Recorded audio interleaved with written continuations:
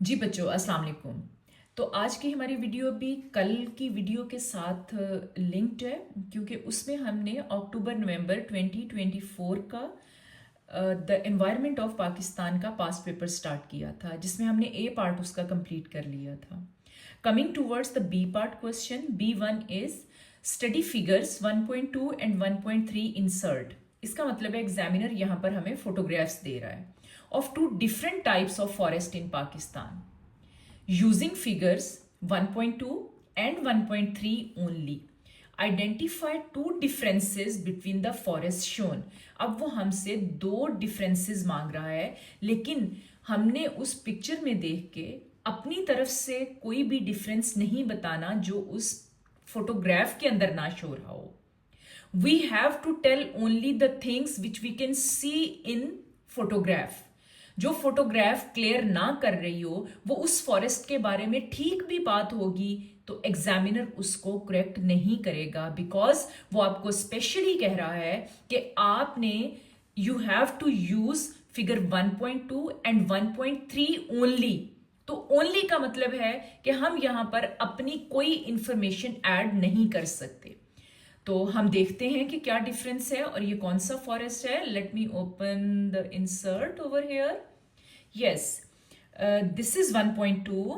If this diagram जो है, ये फोटोग्राफ हम देखें तो इसमें हमें क्लियरली नजर आ रहा है कि this is a hilly area. ठीक है, टॉल ट्रीज हैं, नीडल शेप लीव्स हैं इसके. ठीक है, और अगर हम दूसरी अपनी फोटोग्राफ ओपन करें तो trees are not that much taller. ठीक है, वहां पर अगर हम देखें तो roots are in the soil and the area is dry. But if we look into this photograph तो यहां पर हमें वेटलैंड नजर आ रही है, which is showing that these are mangrove trees. ठीक है, और इनकी रूट्स भी हमें यहां पर नजर आ रही हैं. और भी अगर आपने कोई इसके अंदर देखना है तो वो डिफरेंसेस वही होने चाहिए which you can see in this photograph. तो this is how you have to attempt the question जिसके अंदर ओनली लिखा हुआ हो कि आपने ओनली फोटोग्राफ के अकॉर्डिंग आइडेंटिफिकेशन करनी है. तो फोटोग्राफ के अकॉर्डिंग अगर हम आइडेंटिफिकेशन करें तो ये फ्लडेड एरिया में है, वाटर में है, रूट्स हमें बाहर नजर आ रही हैं. Trees are not that much taller as we see in photograph 1.2. यहाँ पर टॉल ट्रीज हैं, ये नीडल्स टाइप इसके लीव हैं, लेकिन यहाँ पर अगर हम देखें तो लीव्स हमें सिंपल थोड़े ब्रॉड नजर आ रहे हैं. ओके, तो this is how we have to attempt this question. Coming towards the next question. Next question हमारा है explain two physical factors that can affect the distribution of forest in Pakistan. You should develop your answer. अब यहां पर वो हमसे strong development मांग रहा है examiner. Physical factors, physical factors कौन से होते हैं? Natural factors. हमेशा कोई भी आपकी एग्रीकल्चर हो, आपका फॉरेस्ट हो, आपकी इंडस्ट्री हो, उनकी डेवलपमेंट के लिए हमेशा टू टाइप्स के फैक्टर्स होते हैं. One are the natural and one human. Natural factors जो है उनको हम ज्योग्राफिकल टर्म्स में फिजिकल फैक्टर्स बोलते हैं. So if we look into the physical factors तो there are several physical factors. Like हम इसमें अल्टीट्यूड की बात कर सकते हैं, height of the area, whether the area is near the sea surface और एट अ हायर अल्टीट्यूड. या फिर यहाँ पर हम टेम्परेचर की बात कर सकते हैं, हम रेनफॉल की बात कर सकते हैं. आपको पता है अब इसकी डेवलपमेंट क्या होगी. अगर मैं इसको लिखूं, इस क्वेश्चन को अटेम्प्ट करूं तो I will go for most important physical factors which are temperature and precipitation. तो you know that temperature plays a very important role in deciding the distribution of forest, because all the trees cannot grow in the same type of temperature. For example, if we talk about coniferous forest, तो they can grow in cooler temperature. And typically अगर हम देखें तो coniferous और alpine forest जो हैं हमें mountainous regions of Karakoram and Himalayas में मिलेंगे. तो in this way you can develop your point that temperature is very crucial in deciding the distribution of forest. Different trees grow in different type of temperature range. For example, coniferous and alpine forest which are typically found in our hilly areas. और hilly areas की भी अगर आप यहाँ पर example दे देंगे तो क्या ही बात हो जाएगी, आपका आंसर और भी बहुत अच्छा develop हो जाएगा. Coming towards the next point, इसमें भी हमने develop करना है अपना point. तो रेनफॉल की हम बात करते हैं. Rainfall is an other important factor, physical factor. You know that forest require very adequate rainfall to sustain growth. जैसे आपके ट्रॉपिकल फॉरेस्ट हैं, मैंग्रोव फॉरेस्ट हैं, आपके अगर बात की जाए एल्पाइन की या आपके दूसरे किसी भी टाइप के फॉरेस्ट की जिसके अंदर आपके ओक ट्रीज आ जाते हैं, पाइन ट्रीज आ जाते हैं. तो हर ट्री जो है, हर टाइप जो है उसको डिफरेंट टाइप की रेनफॉल, डिफरेंट अमाउंट में रेनफॉल चाहिए, जिसके लिए आपका जो प्रेसिपिटेशन की अमाउंट है इट डिटर्मिन्स कि किस जगह पर कौन से ट्रीज ग्रो करेंगे. In this way you have to explain, you have to develop your answer with examples. Now this is very simple question, that is B3. Describe the importance of forest to people living in Pakistan. तो forest की क्या importance है, आप देखें, आप इसकी कोई सी दो इम्पोर्टेंसेस को डेवलप कर दें. ठीक है, फॉरेस्ट जो है ये सॉइल इरोजन कम करते हैं. सॉइल इरोजन कम करेंगे तो automatically there would be less siltation होगी, तो आपके डैम को चौक नहीं करेगी ये सिल्ट और डैम की कैपेसिटी रिड्यूस नहीं होगी. फर्दर मोर आपके फॉरेस्ट जो हैं अगर हम एनवायरनमेंट पे देखें तो आपका एनवायरनमेंट क्लीन करते हैं, आपके एनवायरनमेंट को चेक करते हैं, ऑक्सीजन की अमाउंट को ज़्यादा करते हैं, कार्बन डाइऑक्साइड ऑब्जॉर्ब करते हैं. तो कोई भी किसी भी किस्म के दो पॉइंट्स को उठा के आप उनको डेवलप कर सकते हैं. फ्लडिंग को रोकते हैं. Then define deforestation, cutting of the tree. Simple. अब यहाँ पर इस तरह के क्वेश्चन में एग्जामिनर आपको मार्क्स बांट रहा होता है, ये आपने समेटने होते हैं. स्टेट 3 इफेक्ट्स ऑफ डिफॉरेस्टेशन इन पाकिस्तान. तो वही एक इफेक्ट तो मैंने आपको अभी एक्सप्लेन किया है ना कि अगर हम दरख्त काटेंगे तो सॉइल इरोजन होगी, सॉइल इरोजन सिल्टेशन की कॉज करेगी. हम दरख्त काटेंगे तो क्या होगा, फ्लड्स ज़्यादा आएंगे.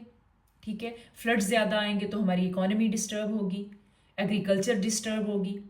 फिर उसके बाद अगला पॉइंट आप यहाँ पर ऐड कर लें कि ट्रीज़ नहीं होंगे तो लॉस ऑफ हैबिटेट.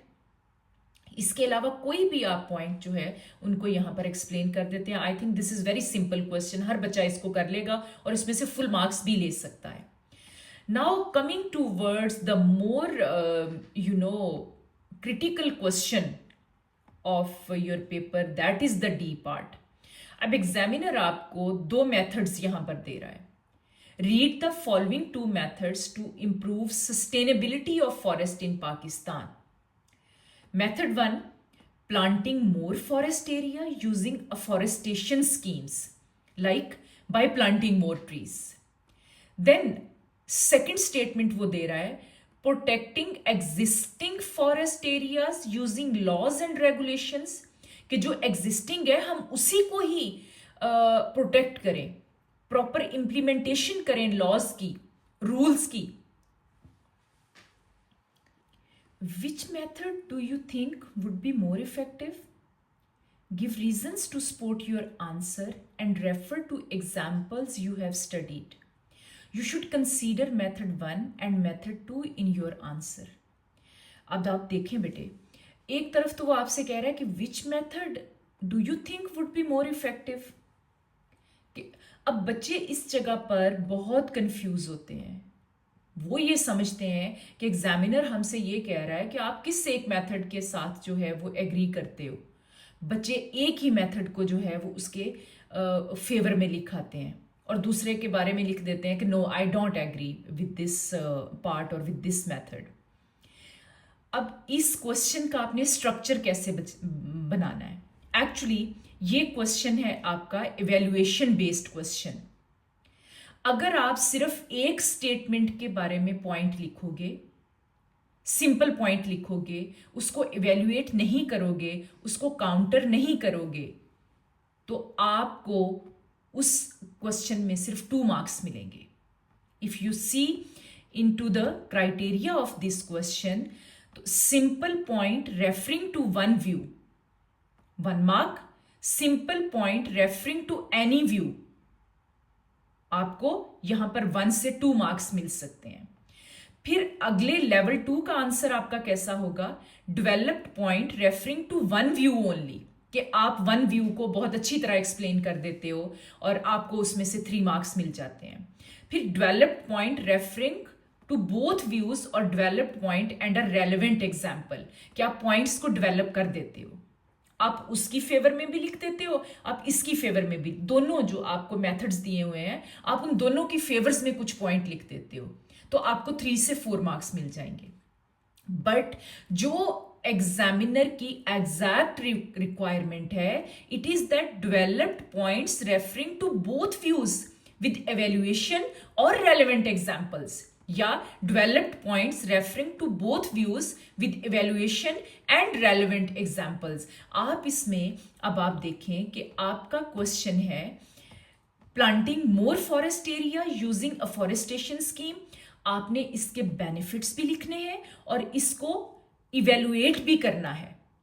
1, 2 और 3 सेंटेंसेस में आप इसको इवेलुएट कर दें। लाइक आपको इस मेथड पे अपनी इस स्टेटमेंट को सपोर्ट करते हुए भी ओपिनियन देनी है और एक सेकंड ओपिनियन भी आपको देनी है टू इवेलुएट इट।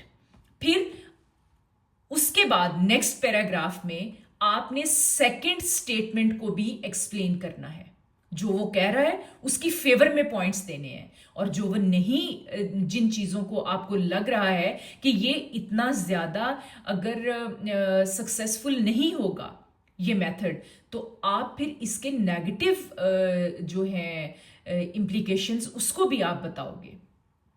तो हमने इसके अंदर फॉर एग्जांपल अगर मैं ये आंसर लिखूंगी तो मैं ये कहूंगी कि planting more forest area using afforestation methods, it has its positive impacts, because ये हमें क्या करेगा, सस्टेनेबल सप्लाई ऑफ ट्रीज को प्रोवाइड करेगा, हमारे एनवायरमेंटल लॉसेस को कम करेगा, and it prevent soil halogen. Furthermore, planting more forest areas using these afforestation schemes, they will create more recreational activities.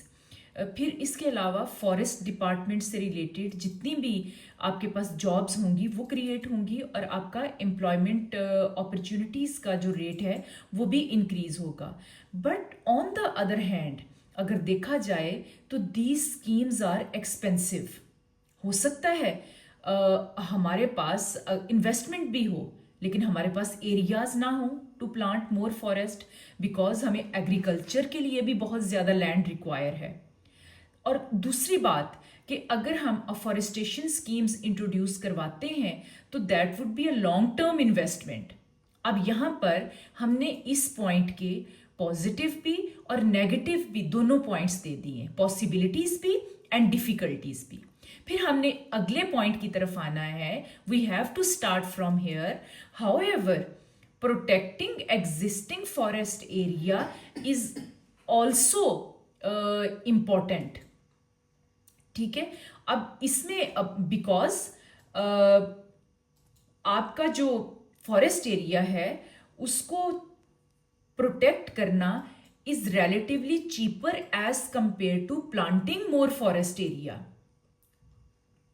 Okay, फिर अगर आप प्लांट प्लांटिंग मोर फॉरेस्ट की तरफ जाते हैं तो that is a long term investment. लेकिन अगर आप एग्जिस्टिंग फॉरेस्ट को प्रोटेक्ट करते हो तो ये आपकी इतनी लॉन्ग टर्म इन्वेस्टमेंट नहीं होगी, ये आपकी शॉर्ट टर्म इन्वेस्टमेंट होगी। But on the other hand, to protect these forest areas, it may be difficult because laws को एनफोर्स करना, उनकी इम्प्लीमेंटेशन करना, उन पे चेक एंड बैलेंस रखना, it is difficult. On the other hand, हमारे ये जो एरियाज हैं इनको प्रोटेक्ट करना इसलिए भी थोड़ा मुश्किल है because in many of the areas of Pakistan there is no provision of natural gas, so forest are cut down for fire purposes. अब ये आपने कर दिया, उसके बाद अब आपने इसको एक दो लाइंस के अंदर कंक्लूड करना है, ठीक है। Although both of the methods they have their advantages and disadvantages, but still I think that protecting existing forest areas, this method is more important because it needs less investment and in short time we will be having more fruitful results as compared to method 1. So in this way you can conclude your answer. हाँ, अगर आपने ये लिखना हो इस question में कि I agree with method 1 मोर, तो फिर इसके एडवांटेजेस आपने ज्यादा लिखने हैं और डिसएडवांटेजेस कम लिखने हैं, ठीक है। और ऑन द अदर हैंड, अगर आपने प्रोटेक्टिंग एग्जिस्टिंग फॉरेस्ट एरिया लिखना है कि मैं इसके अगेंस्ट हूं, तो फिर आपने इसके नेगेटिव पॉइंट्स को पहले लिख के फिर इसके पॉजिटिव पॉइंट ऐड करने हैं। लेकिन दोनों में ही आपने पॉसिबिलिटीज और चैलेंजेस बताने हैं। ऐसा नहीं करना कि जिसको आप सपोर्ट कर रहे हो उसके आपने पॉजिटिव पॉइंट्स लिख दिए और जिसको नहीं सपोर्ट कर रहे उसके सिंपल आपने नेगेटिव पॉइंट लिख दिए। In both of the things, in both of the statements you have to go against and in favor. In this way you can get good marks in this question। और इसके अलावा आप examples भी दे सकते हैं इसमें, ठीक है। आप एग्जिस्टिंग फॉरेस्ट, इसके अंदर फॉरेस्ट के नेम्स बता सकते हैं, एरियाज बता सकते हैं। फिर आपको जब कहना हो कि मोर ट्रीज आपने लगाने हैं, इसमें एग्रीकल्चर की एग्जाम्पल दे के पंजाब और सिंध के एरियाज की एग्जाम्पल दे सकते हैं यहाँ पर। तो विदाउट एग्जाम्पल्स अगर आप लिखेंगे और आप दोनों स्टेटमेंट्स के अकॉर्डिंग करेंगे तो आपको 5 मार्क्स मिलेंगे इसमें। But if you are adding examples too, तो in that way you can score 6 out of 6 marks. I hope everything is clear. This was question number 1, 2024 October-November past paper.